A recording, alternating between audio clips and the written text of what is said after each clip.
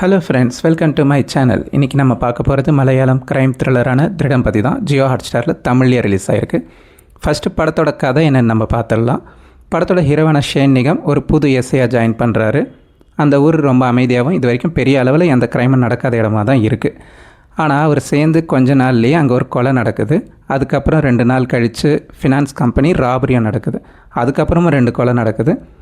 இதை செஞ்சது யார், இதுக்கு பின்னாடி யார் காரணன்றதை ஹீரோ கண்டுபிடிச்சாரா இல்லையான்றது தான் மொத்த படத்தோட கதையே.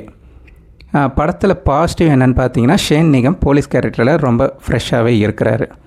படத்தில் வர எல்லா ஆக்ட்ரஸுமே அவங்களுக்கு கொடுத்த கதாபாத்திரத்தை நல்லா பண்ணியிருக்கிறாங்க. மொத்த படத்தோட ஹைலைட்டே கிளைமேக்ஸ் ட்விஸ்ட்டு தான். பட் பிரச்சனை என்ன பார்த்தீங்கன்னா கிளைமேக்ஸ் தான். பிகாஸ் கிளைமேக்ஸை மட்டும் டைரக்டர் நல்லா ஸ்டேஜ் பண்ணி எடுத்துட்டார். மற்ற இன்வெஸ்டிகேஷன் போர்ஷன் எல்லாம் ரொம்ப ஆவரேஜாக போயிடுச்சு. கதைக்குள்ளே போகிறதுக்கே அவர் எடுத்துக்கிட்ட நேரம் ரொம்ப அதிகம். அப்படி கதைக்குள்ளே வந்ததுக்கப்புறமும் ஃப்ளாட்டாகவே நரேஷன் இருக்குது.